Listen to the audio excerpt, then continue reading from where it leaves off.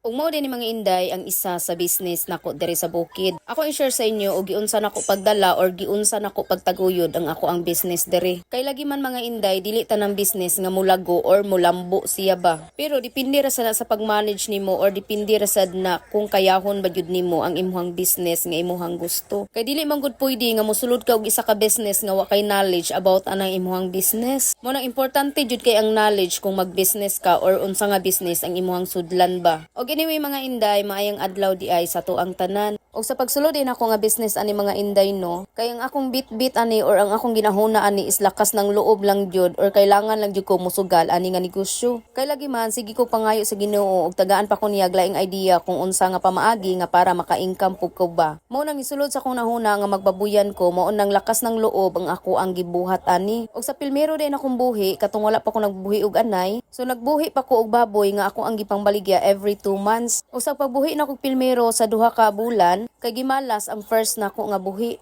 So nagsakit ang mga baboy nga ako ang gipalit, dayon nihinay ang tubo or nikubol ang ilahang tubo. So pag-abot sa duha ka bulan, sugod sa pagbuhi nako sa akong baboy nga akong mga pinalit, so ako na silang gibaligya. Pag human ako baligya, gi-compute nako tanan pila ako ang gasto or pila ang ako ang nagasto sulod sa duha ka bulan. Ug sa dihang sa pag-compute nako mga inday, wala ko nakaginansya pero wala po ko nagansi og dako. Mao tong wala ko napanghinaan ng loob, so niutro pa jud ko og buhi. Sa ikaduha na kong buhi, nakapalit nako og mga baboy nga nindot jud. Og anyway mga inday no, puro feeds di ay akong gipakaon katong time nga nagbuhi pa ko og para baligyaonon ba. So sa ikaduha din akong buhi is nakapalit nako og mga baboy nga mga nindot og klase. Og sa ikaduha sa nakong buhi is nakaluy-an sad ko sa Ginoo kay lagi dali na nagko ang ako ang mga baboy nga akong gipangbuhi. Og 40,000 kapin ang gipuhunan nako sa ikaduha na kong buhi. Mo na sa ikaduha na kong buhi is dito nako nakakita og dako nga ginansya. Mo na kay naka-income man ko or nakakita naman ko nga tinuod jud ay nga maka-income ka diri sa babuyan. Mo nang akong gipadayon ang ako ang business diri nga babuyan. Og sa pangkatulo nako nga buhi kay lagi ning otro pa man jud ko og buhi. Sa ikatulo na kong buhi, mo tong nag-decide nako nga mag-anay nako. Mo nang ipalit ko og baktin para sa akong anayon. So nagsugod ko og pinakauno. Kay lagi baktin man akong gipalit para sa akong anayonon, mo nang di ako nagsugod na sad ko og palit og feeds. Og giapaabot nako ang pila ka bulan usa manguwag ang ako ang anay. Og sugod sa baktin pa siya, nag-feeds nako pure feeds ang akong gipakaon niya. Kay pure feeds man lagi ang akong gipakaon sa akong anay, so nigasto jud ko ani og dako-dako. Unya niabot ang siyam ka bulan is hapit na siya mangulag. Imbis nga hapit na mangulag ang ako ang first anay diha sad ko gimalas. Kay lagi dako na kay sa tanan akong anay og gisayangan kaayo ko sa iya ha. Unya niabot ang time nga napiang siya kay lagi sige siya og katkat-katgat or tindog-tindog sa tangkal. Mao tong nabali ang ihang tiil. Ug kato nga time is napanghinaan na jud ko og loob or gusto na nako iundang ang ako ang negosyo. Kay lagi napilyo na sad ang ikatulo nako nga buhi. Unya dako na kayo ko og gasto atong mga panahon na. Mo nang wa ko kasabot sa akong gibati, gusto kong muhilak or gusto ba kong mo surrender na lang. Pero na-realize nako nga dili tanang panahon or dili tanang business nga pwedeng mulambo ba.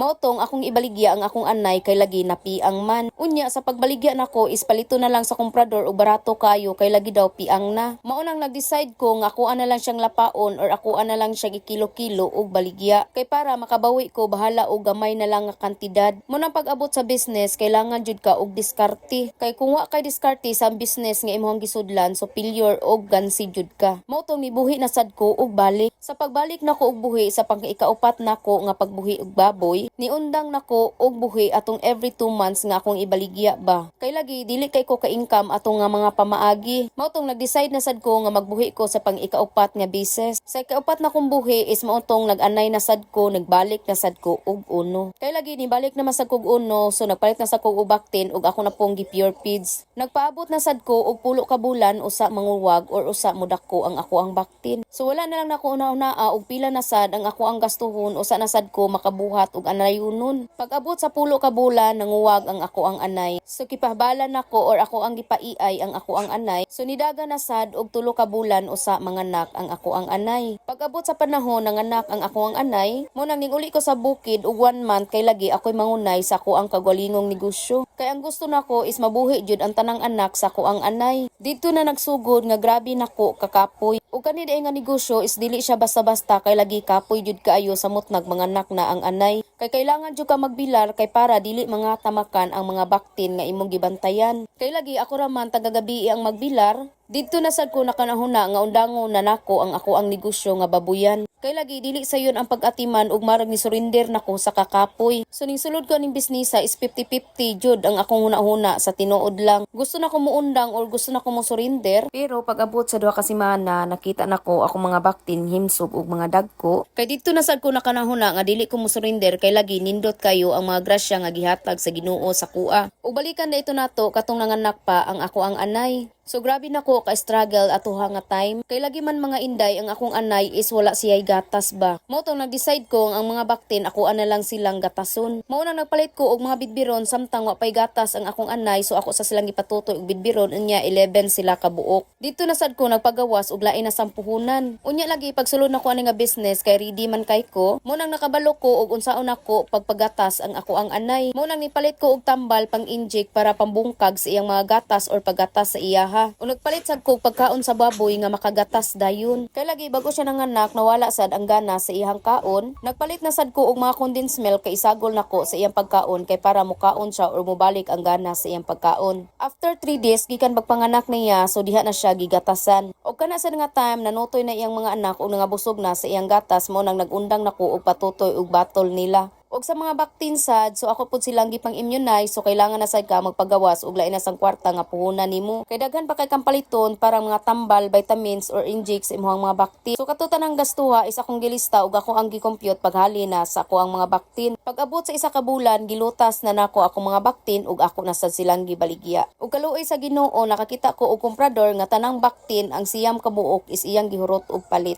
Ug ganun din nga tayo mga inday is ako silang gipagawa sa ilang tangkal kay lagi ako ana silang ibaligya. Sakto nga isa sila ka bulan ani mo nang kwao na sila sa ilang komprador or kwao na sila sa mamalitay. Mo nang naka-income jud ko og dako-dako ani or natingob jud nako pagdawat ang kwarta nga halin sa ako ang mga baktin. Muna pag musulota og negosyo ang bitbit ra jud nato ani is lakas ng loob ra jud kay para maka-income tas ato ang business nga ato ang gisudlan. Ug anyway day mga inday dire na ako mag-end ug moraset na akong i-share sa inyo mo nang bye oy.